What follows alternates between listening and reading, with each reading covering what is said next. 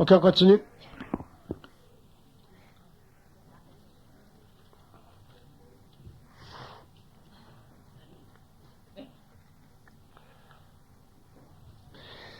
Quand on parle de la réalité ou qu'on parle du réel, ce que je veux dire par le réel, c'est la relation entre l'homme et les plants. C'est ça le réel. Au niveau de l'expérience, puis au niveau du contact, au niveau de la télépathie. Puis ce que l'homme a de la difficulté à comprendre sur le plan matériel, une fois qu'il est incarné, c'est que la réalité est à l'envers de notre réalité. La réalité des plantes à l'envers de notre réalité psychologique. À l'envers, réellement à l'envers. Puis, comprendre l'envers de la réalité, pour un être humain, c'est difficile parce que on est foncièrement des êtres réceptifs. Puis quand je dis réceptif, je veux dire qu'on est réceptif au niveau intuitif, on est réceptif au niveau de la pensée, on peut être réceptif au niveau télépathie, on est réceptif. Mais la réception qui fait partie de notre conscience, puis qui établit notre conscience, puis qui forme notre conscience, c'est une réception basée sur le besoin de l'expérience de l'âme. Ce n'est pas une réception fondée sur l'équilibre qui doit naître entre le mortel et les plants. Donc, comme c'est une réception qui est basée sur l'expérience de l'âme, à travers le mécanisme de la manipulation, on est obligé psychologiquement, au cours de notre développement, à partir du moment où on est jeune, jusqu'à la mort, on est obligé de s'adapter à des conditions qui nous sont imposées d'ailleurs, sans en comprendre les mécanismes obscurs, donc la manipulation. Et c'est ça qui crée chez l'homme énormément d'anxiété existentielle.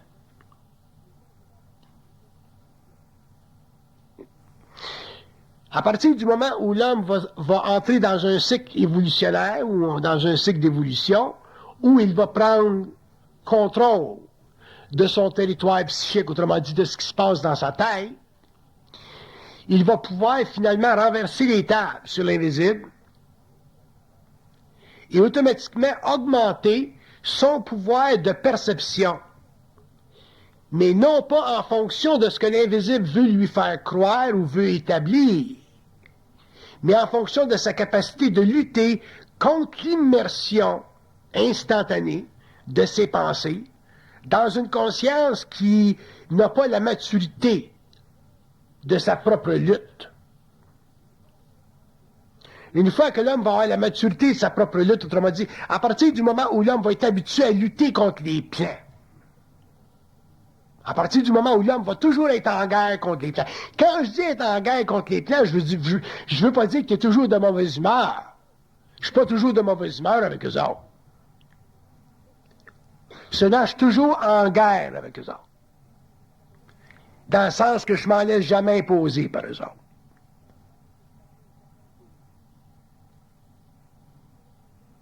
À partir du moment où l'homme va être habitué à être en lutte avec les plans, donc en lutte avec la source de sa conscience, qu'elle soit astrale ou mentale, il va pouvoir comprendre sa relation ouverte avec les plans. Puis une relation ouverte avec les plans, c'est une relation où l'homme a conscience de sa réalité de manière grandiose. Je donne un exemple. Elle m'arrive tout à l'heure, elle me dit, bon, mais j'ai pris des cours dans tel domaine, puis je me cherche, je réussis pas à me fixer, tout m'intéresse. Tout m'intéresse, c'est de la manipulation. Si tout t'intéresse, tu peux pas te fixer dans rien. Par contre, tout t'intéresse au niveau des plans, ça veut dire que ta conscience est un petit peu plus large que d'autres personnes. Mais ta conscience n'a pas la maturité d'elle-même. Donc, les plans peuvent facilement te manipuler et le phénomène d'être intéressé à tout devient pour toi un fardeau psychologique. Alors que si elle prenait de la distance, tout l'intéresse, OK, pas de problème, Puis, dans le temps, on verra où est-ce que je vais me situer par rapport à mon travail. À ce moment-là, la manipulation des plans serait réduite. Puis elle, en tant qu'égo, en bénéficierait parce qu'elle aurait moins d'anxiété par rapport à son travail. Puis c'est comme ça dans la vie tout le temps. Il y en a combien de jeunes qui se cherchent une niche, puis ça prend des années pour en arriver. Pourquoi? Parce que la vie avec les plans est complexe. Le gars, pour en arriver là, il faut qu'il aille là, puis qu'il rentre là, puis qu'il aille là, puis qu'il aille là, puis qu'il aille là, qu'il rencontre telle personne, qu'il rencontre telle personne, puis qu'il finit là. Moi, quand j'étais jeune, j'étais allé en engineering, j'étais allé en anthropologie, j'ai fait des études aux États-Unis pour me trouver quoi? À donner des conférences à conscience supramentale à Montréal. Tu sais, faut le faire. À partir du moment où on a une sorte de conscience des plans, ben on peut facilement on peut plus facilement traiter avec ce mouvement irrégulier de notre conscience. On ne fonctionne pas en droite ligne. Ceux qui ont un certain âge parmi vous autres, là, regardez à partir de l'âge de 14-15 ans ou 17 ans quand vous avez commencé à travailler, puis regardez ce que vous êtes rendu aujourd'hui. Le mouvement il est aussi aberrant que le mouvement des chevaux à Blue Bonnet. Totalement irrégulier. Bon, mais ça fait partie de la manipulation de la conscience, ça fait partie de la complexité des plans de vie. Ça, j'ai rien contre ça. Mais où ça devient un problème, c'est quand on réfléchit trop à ça. Puis en réfléchissant trop à ça, on développe de l'anxiété parce qu'on n'est pas capable de comprendre le processus fondamental de notre programmation parce qu'il fait partie des connaissances qui sont ailleurs. Ces connaissances-là ne nous sont pas transférées. Comme elles ne nous sont pas transférées, on est constamment dans l'ignorance de notre plan de vie. Si elle se faisait dire, bon, ben, dans tant d'années, tel mois, à telle date, à telle heure, tu vas rencontrer telle personne, tu vas faire telle chose, ça va être réglé. Elle pourrait dire, bon, ben, je vais attendre, puis en attendant, je vais jouer au bowling. Tu comprends? Mais c'est pas ça. On ne le sait pas. À partir du moment où l'homme aura un contact télépathique suffisamment clair, un canal suffisamment nettoyé avec eux autres, à ce moment-là, l'homme pourra avoir de l'information concernant ce qu'il veut faire. Mais encore, vous allez voir qu'ils ne vous donneront pas toute la connaissance. Mais au moins, ils vont vous parler d'une certaine façon à diminuer votre anxiété. Fait qu'on n'a pas besoin de tout savoir. Ça, c'est pas intéressant pour un mortel de tout savoir, d'avoir accès à la totalité d'un plan de vie. Au contraire, ça pourrait être extrêmement... sur le plan de l'émotion, ça pourrait être extrêmement énervant. Parce qu'il y a des choses qu'on vit, puis c'est quand on les vit qu'on est capable de les supporter. Mais savoir d'avance qu'on va vivre ça, c'est pas bon pour nos émotions.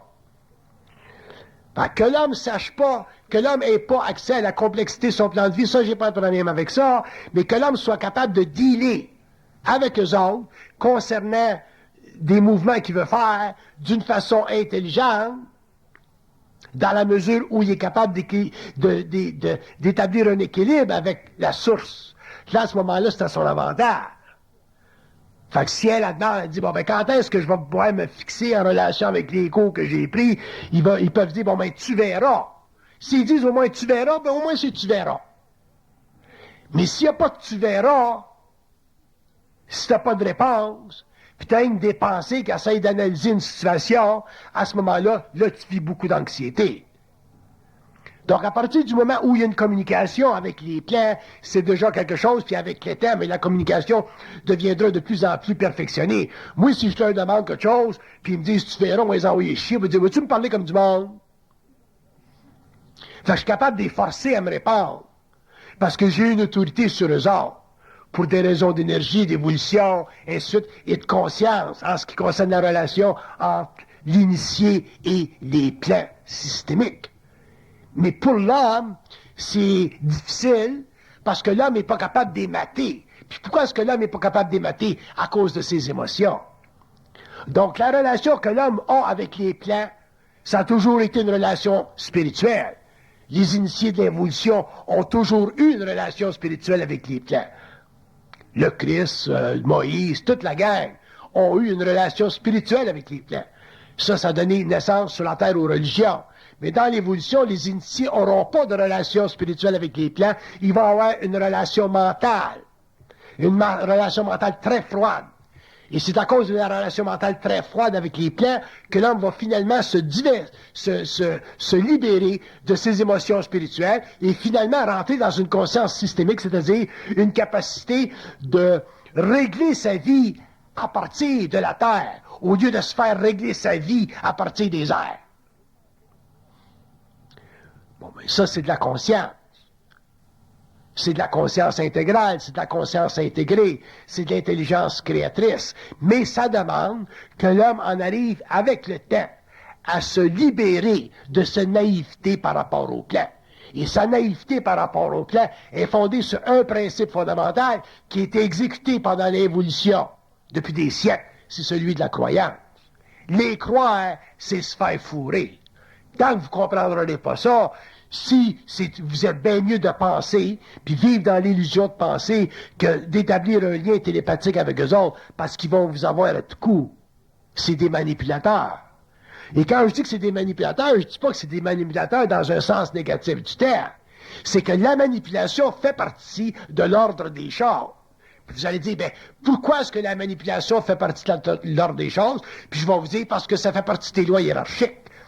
Vous allez dire, mais pourquoi ça fait partie des lois hiérarchiques? Puis je vais vous dire que tout ce qui est plus grand domine ce qui est plus petit. Tout ce qui est plus fort domine ce qui est plus faible.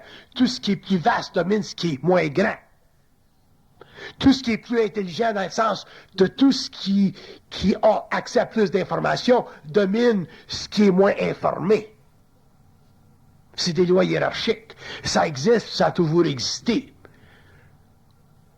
Ce qui va se produire avec l'évolution, c'est que cette loi-là va finalement être équilibrée. Le rapport hiérarchique avec l'invisible va finalement disparaître parce que l'homme, éventuellement, va en arriver à intégrer ces forces-là, donc développer ce que j'appelle une conscience en fusion, c'est-à-dire une conscience unifiée à sa source. Mais unifiée à sa source, c'est pas unifié dans le sens des orientaux. Un avec la nature, puis un avec Dieu, puis un avec si. Unifié, ça veut dire qu'on est sur le même pied d'égalité. Même pied d'égalité, ça veut dire que je suis capable de vous parler comme vous êtes capable de me manipuler. Je suis capable de vous mettre en vibration comme vous êtes capable de me mettre en vibration. Je connais les lois occultes de votre monde comme vous connaissez les lois de la matière.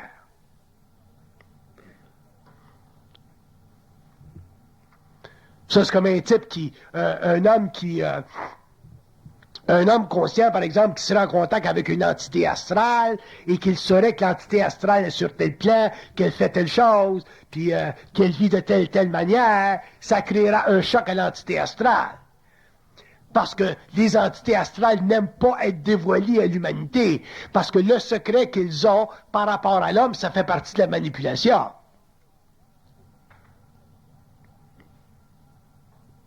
Au niveau des entités systémiques, c'est la même chose.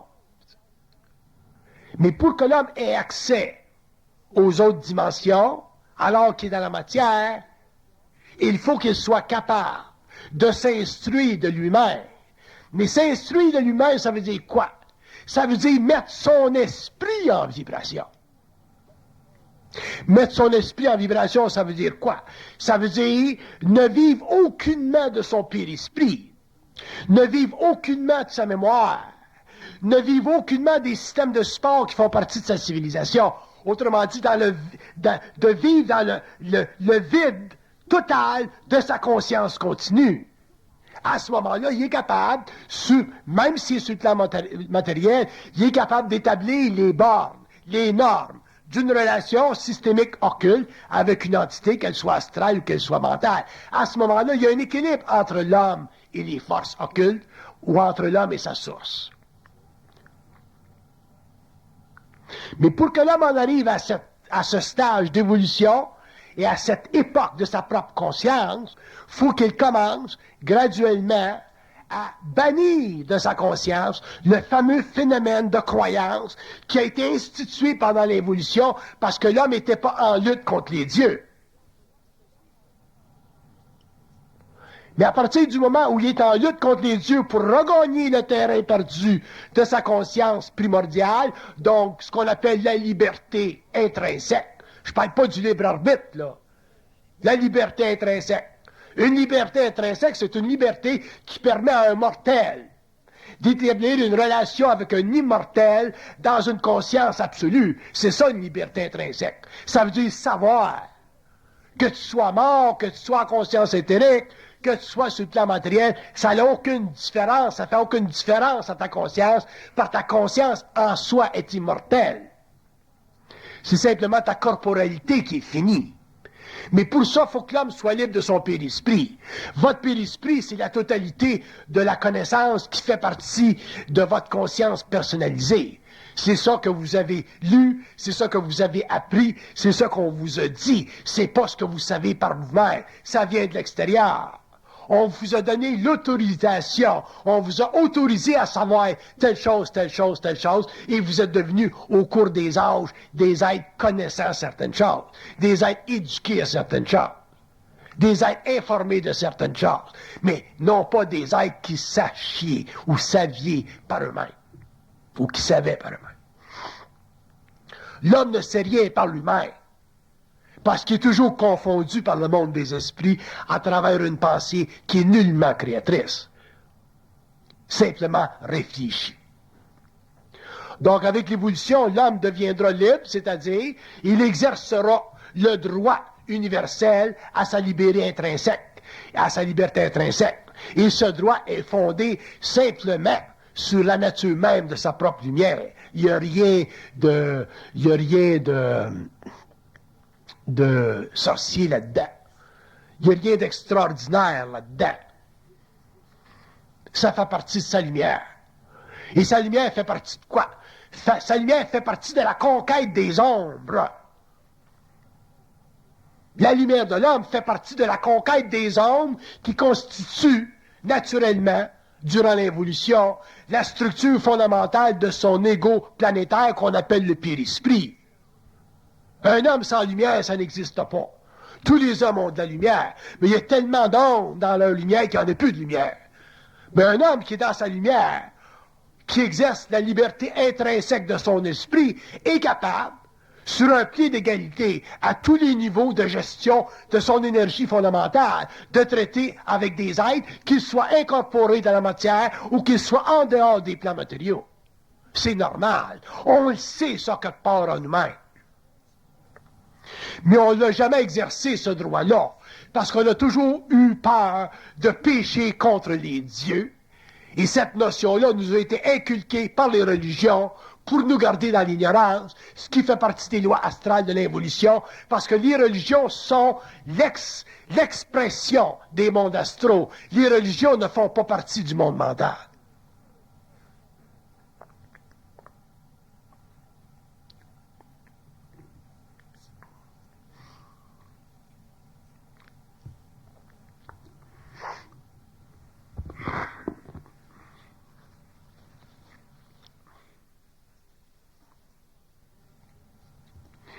Si vous pensez pour une minute que la conscience supramentale, c'est une conscience qui sera demain sociale, comme la conscience religieuse, vous dites une conscience sociale, vous vous trompez. La conscience supramentale ne sera jamais une conscience sociale.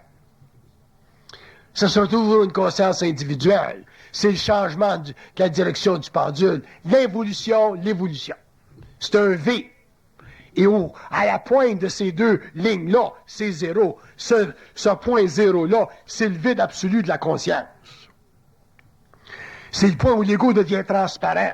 C'est le point où l'ego devient maître de manifester, faire la gestion de son énergie comme bon lui semble, parce qu'il n'y a plus d'ombre dans sa lumière, il n'est plus connecté au périsprit, parce qu'il n'appartient plus à la mémoire de la race. Il y a une conscience individuée. C'est ça une fusion.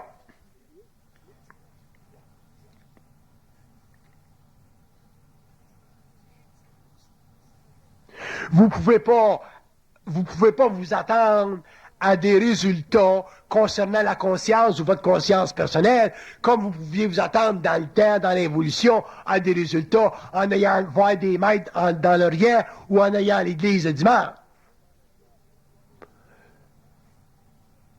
L'évolution, c'est la conquête suprême de l'homme sur les forces astrales de l'involution. L'évolution, la conscience évolutive, c'est une conscience qui pourra finalement remettre un ordre dans le désordre de l'évolution. L'homme connaîtra les fondamentales des mystères à tous les niveaux. Pourquoi? Parce que l'homme sera capable de questionner le mensonge. Pourquoi? Parce que l'homme deviendra de plus en plus libre de sa mémoire, qui a été la passion de son ego. Pourquoi? Parce que l'homme, finalement, sera en vibration continue. Pourquoi? Parce que l'homme sera dans sa lumière continue. Pourquoi? Parce qu'il n'y aura plus d'ombre dans sa lumière. Fait que c'est pas sorcier, l'affaire. Mais si vous cherchez à devenir ce que vous voudriez devenir, vous êtes encore dans l'ombre de votre propre ego, parce que vous ne deviendrez pas ce que vous cherchez à devenir. Parce que ce que vous cherchez à devenir, ça fait encore partie de vos illusions. Chercher à devenir quelque chose, c'est se chercher une identité. L'identité que vous aurez, ça sera une identité que vous aurez créée pour vous-même, et non pas une identité qui vous sera donnée par les plans. Les plans ne dispensent pas d'identité. Ce sont les hommes qui dispensent des identités. On fait de toi un cardinal, ou un curé, ou un niaiseux, ou un gars avec un doctorat. On te donne une identité. Mais les plans ne donnent pas à l'homme l'identité. Les plans s'occupent simplement de créer pour l'homme ou chez l'homme des illusions, et avec ces illusions-là, il se crée une identité. Fait que faites attention si vous cherchez à vous créer une identité, si vous cherchez à devenir quoi que ce soit, parce que ce que vous allez chercher, ça fait encore partie des illusions de votre propre esprit, ça fait encore partie de votre ignorance des lois occultes, ça fait encore partie de votre conscience spirituelle. Et ça, vous la vivrez, dépendant de votre acheminement, dépendant de votre développement. Puis un jour, si vous avez une programmation qui vous le permet, bien, vous pourrez faire sauter cette forme-là pour en arriver dans un autre temps à être réellement conscient de ce que vous êtes. C'est-à-dire une relation de plus en plus perfectionnée avec l'invisible, c'est-à-dire un contrôle mortel sur l'invisibilité des mondes. Sans ça, votre vie sera toujours une vie d'expérience, comme elle a été durant l'évolution. Vous ne serez jamais capable de tester une entité. Vous ne serez jamais capable de mettre une entité au mur, parce que l'entité aura toujours sur vous une plus grande raison. Tant qu'une entité a sur l'homme une plus grande raison, tant qu'une entité est capable de dominer l'homme par la gestion de sa vibration vers lui, l'homme n'est pas capable de savoir, de connaître son propre mystère. L'entité devient le gardien du seuil. Et le gardien du seuil, il faut qu'il sorte. Pendant l'évolution, dans les doctrines ésotériques, le gardien du seuil a été considéré comme étant un avatar des lieux sacrés, des lieux spéciaux où la conscience humaine était réellement systématiquement lumineuse. Mais dans l'évolution, l'homme va découvrir que le gardien du seuil doit être tassé et que c'est ultimement, le test fondamental de son initiation solaire. Parce que tant que le gardien du seuil est là, dans ta vision, tu ne peux pas regarder les immensités systémiques et comprendre, réaliser l'ordre des choses, c'est-à-dire donner un nom aux structures invisibles comme tu peux donner un nom sur la Terre aux structures matérielles. Donc, le gardien du seuil, c'est un autre concept que l'ésotérisme devra, avec le temps, se libérer si l'ésotérisme veut un jour en arriver à conquérir la mystique ou la mystification ou la fascination astrale qu'elle a imposée à des millions de personnes sur une planète évolutive.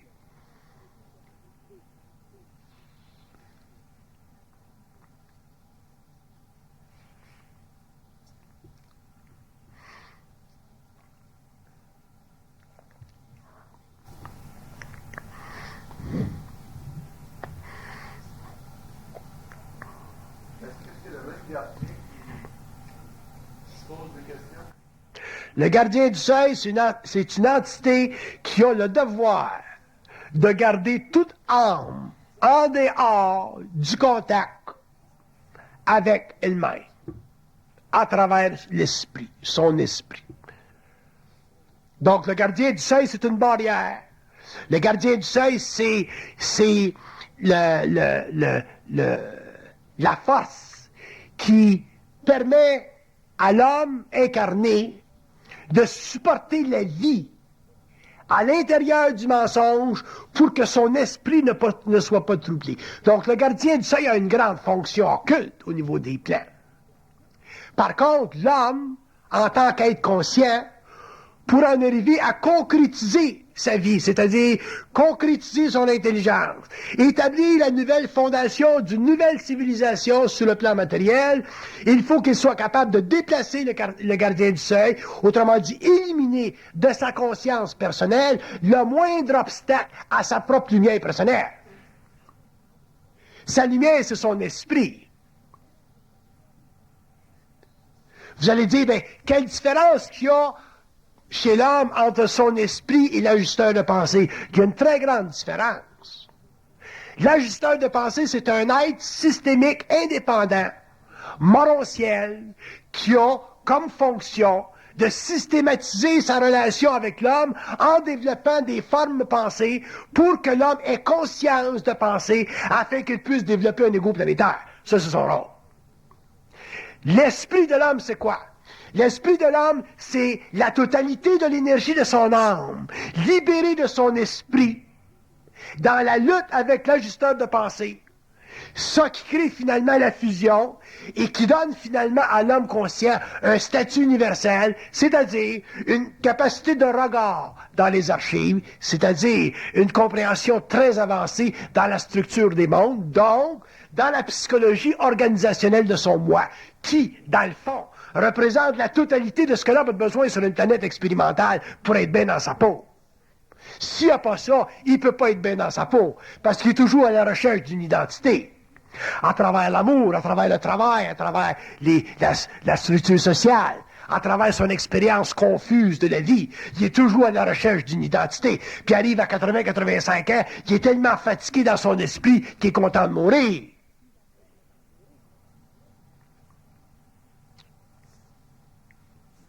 Fait qu'il faut que ça arrête, ça. Bon, moi, en tant qu'initié, j'y mets une fin dans le sens que je l'annonce. Mais j'y ai mis une fin pour moi-même. Je ne peux pas y mettre une fin pour vous autres. Chaque homme est maître de son propre territoire. Chaque homme fera sa propre culture. Chaque homme fera sa propre investiture. Chaque homme deviendra son propre roi. Moi, je ne peux pas investir un homme de quelque royauté que ce soit. Par contre, j'ai assez de connaissances des lois occultes, du mensonge cosmique que j'ai établi comme étant la fondation de l'expérience consciente de l'évolution pour savoir que les plans nous font chier jusqu'à temps qu'on a mis un arrêt dans leur relation avec nous autres, leur relation de manipulation avec nous autres. Après ça, ben, la vie est agréable. L'homme commence finalement à exercer sur le plan matériel les pouvoirs qui lui sont nécessaires pour avoir une vie agréable. Sinon, on est toujours des êtres subalternes. C'est pour ça que ma haine contre les plans, ma haine occulte contre les plans est totale. C'est pas que j'haïs les plans dans le sens péjoratif du terme. J'haïs les plans dans le sens évolutif du terme. Dans le sens évolutif du terme, j'ai pas de problème avec eux autres. Mais dans le sens évolutif du terme, j'ai des gros problèmes avec eux autres. Et mes écrits sont l'expression de ces problèmes-là. Puis je vais écrire jusqu'à temps que je meure. Puis je peux vous dire une chose, c'est bien facile pour moi d'écrire. Quand je décide d'écrire, c'est parti, mon kiki.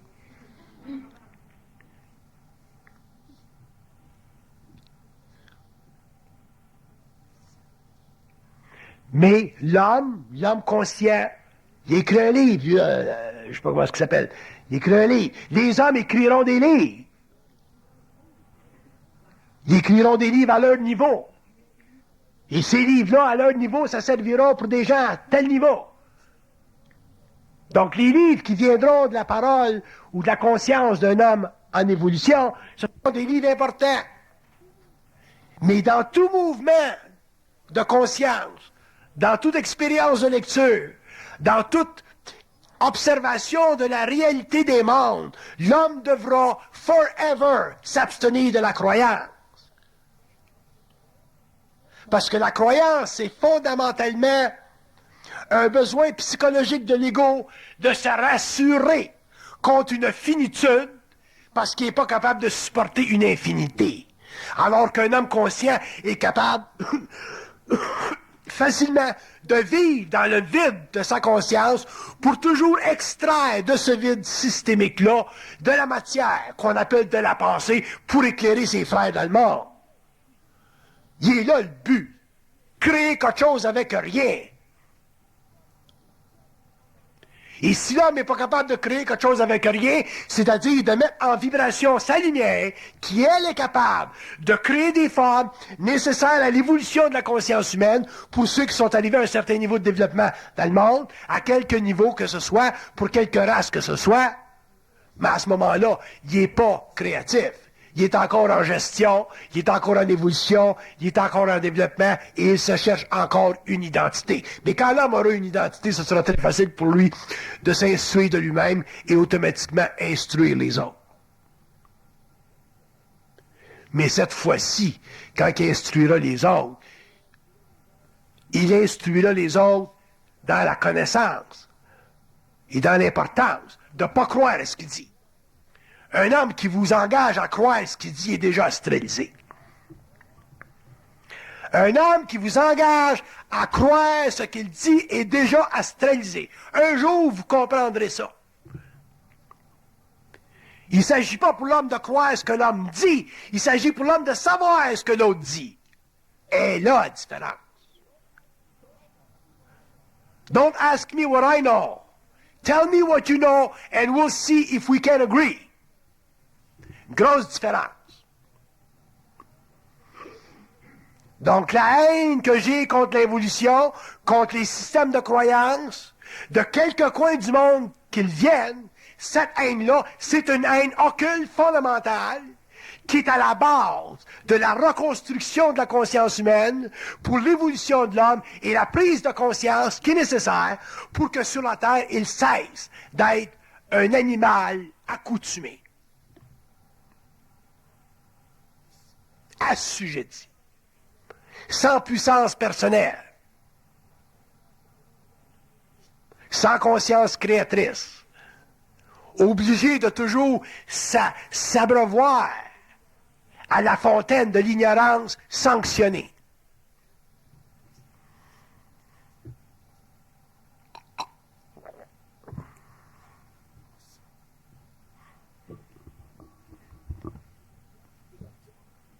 Avez-vous des questions?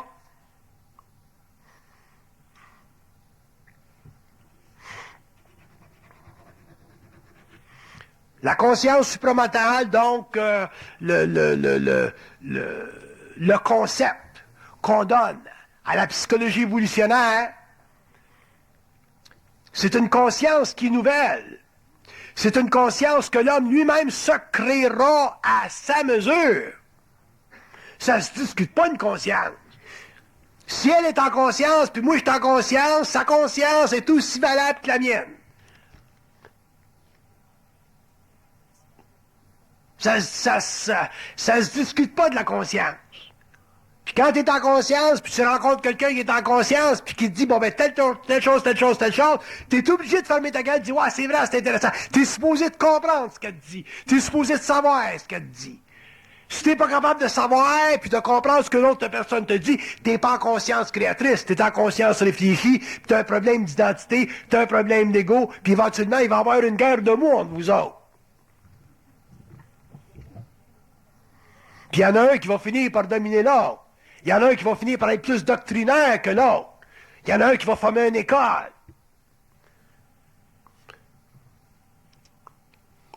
On est plus conscient quand on dort.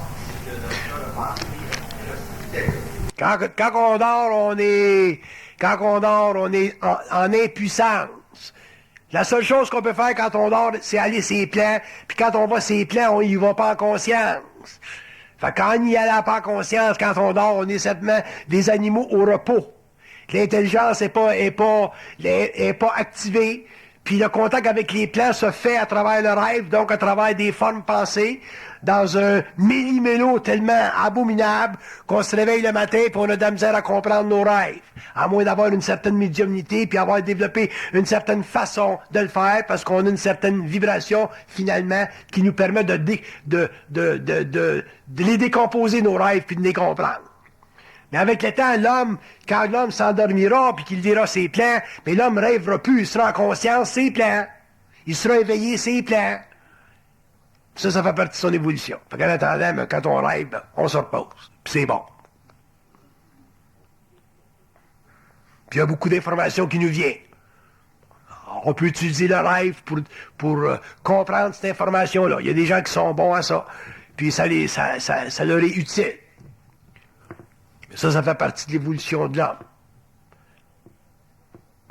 Donc, éventuellement, l'homme sortira de son corps, puis l'homme ne dormira plus, même quand tu dormiras. En attendant, il dort.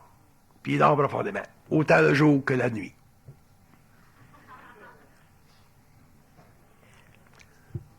Pensez pas qu'on dort rien que la nuit. L'intensité dans la vibration est basée sur la certitude mentale de votre conscience centrique. À ce moment-là, votre vibration vous lui donnez l'intensité que vous voulez, dépendant de ce que vous avez à faire. Et ça fait partie de votre conscience mentale. Ça fait pas partie de votre énergie émotionnelle. Ça fait partie de la gestion de votre conscience. Ça fait partie de la gestion de votre lumière. Donc, c'est à l'homme conscient de gérer cette intensité. L'homme conscient en fera la gestion de cette intensité-là. C'est ça qui est intéressant dans de la conscience. C'est que tu fais la gestion de ton énergie, dépendant ce que tu fais, dépendant à quel niveau tu te manifestes, tu utilises cette vibration-là pour créer une impression de tel calibre ou de tel calibre, pour permettre à l'homme de comprendre des choses sans passer par la voie psychologique de son ego, sans passer par la réflexion. Tu l'atteins directement dans sa conscience mentale, où il est capable de comprendre ce que tu dis, même s'il ne comprend pas intellectuellement ce que tu dis. Il sait quelque part. Ça fait partie de sa science à lui. Parce qu'on a tous une conscience universelle, mais plus ou moins endormie dépendant qui on est. Mais on n'est pas on n'est pas plus des cons. Il y a des gens, des fois, qui disent, je comprends ça, c'est ça, tu comprends ça, c'est ça. Là, si je dis, réexplique-moi, ils disent, je suis pas capable. Ça ne change rien, il l'a compris. Ce qui est important, c'est qu'il l'a compris. Un jour, il sera capable de le réexpliquer. Le jour où vous serez capable d'expliquer ce que vous comprenez, vous serez des grands hommes, vous serez des grands écrivains, vous serez des grands orateurs. La seule raison que vous écrivez pas, puis que vous parlez pas en public, c'est parce que vous n'êtes pas capable d'expliquer ce que vous comprenez. Un jour, vous pourrez expliquer ce que vous comprenez, et à ce moment-là, vous deviendrez, dans votre propre rayonnement, des êtres créatifs. Les problèmes d'identité, vous n'aurez plus. Vous serez dans votre conscience. Que vous soyez architecte, médecin, plombier, whatever. Une chose que je peux vous dire, vous ne chercherez plus. La recherche spirituelle, ça se fera longtemps que ça sera parti.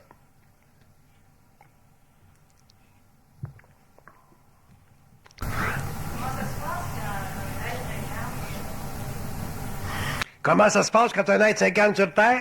Il y a un embryon quelque part là, qui est en gestion. Puis quand l'embryon sort du corps de la mère, l'âme rentre. En attendant, il ne se passe rien. L'homme devient homme quand l'enfant commence à... Le médecin tape ses fesses, là, puis il commence à respirer. Là. Fait qu'un voyant, un homme qui est voyant ou une personne qui est voyante sera capable, dans une chambre où il y a un accouchement, de voir l'âme descendre, puis elle rentre quand l'enfant commence à faire ses premiers cris, puis respirer. Elle rentre pas quand il est dans le ventre de la mère, l'âme. Elle rentre quand il sort, puis il respire. Ça prend du prana pour vivre. Fait que tant qu'on comprend pas ça, ben on passe notre vie à se débattre philosophiquement sur le problème de l'avortement, par exemple. Si le monde était un petit peu plus conscient, les gens ne se débattraient pas philosophiquement sur le problème d'avortement. Il n'y en aura pas de problème d'avortement. Parce que l'homme devient homme quand l'homme devient homme quand il respire. L'homme s'incarne quand il respire. L'âme s'incarne dans cette mémoire. L'âme qui s'incarne, c'est une entité, c'est l'âme, c'est une ancienne mémoire, effectivement. C'est une ancienne mémoire qui a plus ou moins d'expérience, puis dépendant de son expérience, c'est plus ou moins évolué. Puis en tant que parent, ben, elle va vous casser les pieds à travers ce que vous appelez son caractère puis sa personnalité. Puis avec l'éducation, ben, vous allez l'éduquer. Puis si vous êtes des bons éducateurs, ben, vous allez faire de cette âme-là une âme comme du monde, c'est-à-dire un ego qui a de l'allure. Puis si vous n'avez pas d'allure comme parent, vous allez avoir une âme qui n'aura pas d'allure parce qu'elle n'aura pas l'affection puis l'amour qu'elle a de besoin pour grandir puis se développer une sécurité dans son ego planétaire. Comme ça que ça marche. Fait qu'avoir des enfants, c'est bien important, puis c'est bien sérieux, puis les élever, avoir soi-même une certaine conscience pour les élever, c'est fondamental. Puis si vous avez pas ça, puis vous êtes des cons, je parle pas de vous autres, si vous êtes des cons, puis les enfants ont pas ce qu'ils ont de besoin, l'âme n'a pas ce qu'elle a de besoin pour se nourrir, puis grandir, puis aider au développement d'un ego suffisamment balancé, bien, vous avez ce qu'on a dans le monde. Des êtres qui sont malheureux, des êtres qui sont criminels, puis des êtres qui se plaignent que les enfants, leurs parents ne leur ont pas donné l'affection nécessaire quand ils étaient jeunes, les filles qui se plaignent que les pères les ont violés, puis des gars qui se plaignent que les pères les ont battus, ainsi de suite, ainsi de suite. L'histoire de l'humanité. En gros. Les plans de travail avec ça. Pardon? Les plans de travail avec ça. Les plans, quand un homme est, avant l'incarnation, quand un homme est en train de développer son plan de vie pendant des années, puis des années, puis des années, puis qu'elle s'incarne, la condition dans laquelle elle s'incarne sur la Terre, quand elle est sur les plans, c'est très, très différent que la condition qu'elle vit sur la Terre quand elle est incarnée. Une âme peut être gung-ho de s'incarner dans un pays où, par exemple, il y a la guerre. Parce que pour elle, la guerre va lui permettre d'évoluer. La souffrance permet d'évoluer. Ça fait partie des notions, ces plans. Mais quand tu es incarné ici, en Croatie, ou en Serbie, ou en Russie, tu es incarné ici, c'est pas un cadeau. C'est bien mieux d'être incarné au Canada que d'être incarné là-bas. Ça fait que il y a une grosse différence de perception entre une âme, ses plans, et une âme dans la matière. Puis là, vous allez dire, ben, qu'est-ce que c'est qui détermine ça? Ben, c'est l'âme elle-même, puis d'autres gangs en haut, au-dessus d'elle, parce que c'est tout hiérarchisé, cette affaire-là. Puis souvent, des âmes veulent s'incarner, puis ils n'ont pas le droit de s'incarner. Il y a des contrôles, ces autres plans. Puis un jour, ça serait intéressant d'écrire des livres sur ça, comment c'est structuré, ces mondes-là. En tout cas, c'est du stock. Vous pensez qu'il y a du désordre ici, laissez-moi vous dire qu'il y en a là-bas.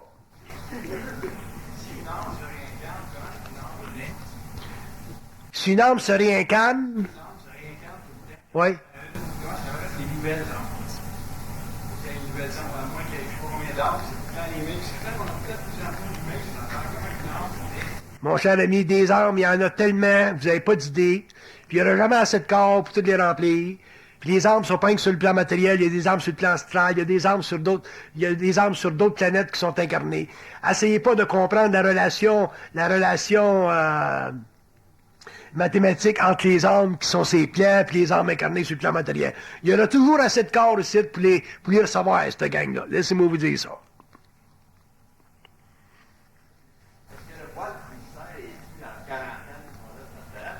Le voile des mystères est dû à la quarantaine qui fait partie de la conscience planétaire, puis ça va se lever quand l'homme va se libérer de la quarantaine, puis il va se libérer de la quarantaine quand il va commencer à établir une relation proportionnelle entre lui et sa source, c'est-à-dire quand il va être capable finalement de se mettre en opposition avec sa source. Et quand je dis se mettre en opposition, je ne veux pas dire se mettre en opposition dans un sens égocentrique du terme. Opposition dans le sens d'égaliser sa relation avec la source. Autrement dit, si le plan matériel, si quelqu'un vous dit quelque chose, si vous avez un avocat, par exemple, qui vous dit quelque chose, ou quelqu'un qui veut vous dire n'importe quoi, vous allez toujours tester la validité, vous allez essayer de valider ce qu'il vous dit, vous n'allez pas prendre ça pour du cash. Bon, mais c'est la même chose, c'est clair. Le problème, c'est que pendant l'évolution, on a toujours pris pour du cash ce qu'ils nous ont dit. Parce qu'on était des êtres spirituels, puis on était niaiseux, puis ça faisait partie de l'évolution. Alors, le pouvoir astral sur la conscience humaine découle de ça. Ça fait partie de la quarantaine. Quand l'homme va sortir de la quarantaine, qui va être un petit peu plus dans sa lumière, puis qui va se faire dire des choses à partir des plans, à ce moment-là, il va être capable de faire l'avocat du diable.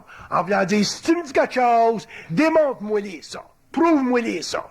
Parce que l'homme va avoir assez de lumière, une fois qu'il va être libéré de ses propres ombres, ou de son père-esprit, l'homme va avoir assez de lumière pour les confronter. Puis quand tu vas les confronter, ces entités-là vont être obligées d'abattre pavillon, parce qu'ils sont obligés de te répondre. J'ai jamais eu une entité qui m'a pas répondu, moi. J'ai parlé à bien du monde, j'ai canalisé de l'information avec beaucoup de médiums. Il y a des entités astrales qui ont canalisé l'information à travers des hommes et des femmes que j'ai connus pendant des années dans mes séminaires, puis jamais une entité a refusé de me répondre parce qu'ils sont pas capables de le faire. Et la raison qu'ils sont pas capables de le faire, c'est parce que quand tu es dans ta propre lumière, tu es capable de déculotter de l'autre bord parce que tu sais ce qu'ils font.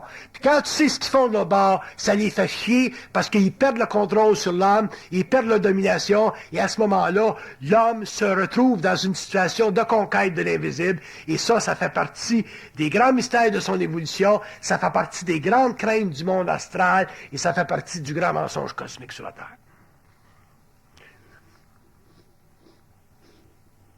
Moi, j'ai déjà dit à une entité, j'ai dit, qu'est-ce que tu fais, là, dans une bouteille de Pepsi à côté d'un arbre? Pourquoi est-ce que tu vis d'une bouteille de Pepsi à côté d'un arbre? L'entité a été tellement fâchée que soit révélée son identité sociale, ses plans, que la personne qui était le médium en a eu la colonne réchauffée pendant 3 jours. Les soins froides. Qu'est-ce que tu fais d'une bouteille de Pepsi à côté d'un arbre? Qu'est-ce qu'il a répondu? Ils sont obligés de te répondre. Ils n'ont pas de choix. C'est comme les gens qui font de la méditation. Il y a un type qui faisait de la méditation un jour, puis qui avait un genre de, comment vous appelez ça, un laboratoire mental. C'était une école dans la province de Québec. Là. Puis il y avait un maître qui apparaissait sur son écran mental. Puis là, j'ai fait voir l'origine de cette forme-là. Ça venait d'où, cette forme-là? Puis quand il a vu l'origine de la forme, puis qu'il a vu le changement de la forme après, le gars, il a eu très peur, puis il n'est jamais rentré là-dedans après. Fait qu'on est réellement des êtres extrêmement naïfs. On est au début de la science de la matière sur la Terre. On est au début de la science de la vie sur la Terre. On n'a absolument aucune notion de la réalité fondamentale de la matérialité. Imaginez-vous des mondes invisibles. Puis on a le front de croire à ces entités-là qui nous parlent. Puis on a le front de croire parce qu'on a été invités par autorité spirituelle et religieuse pendant des millénaires à croire. Un jour, on va se réveiller, puis quand on va s'être bien réveillé, finalement, on va avoir des consciences individuées, puis l'homme va arrêter de se faire chier. Bye.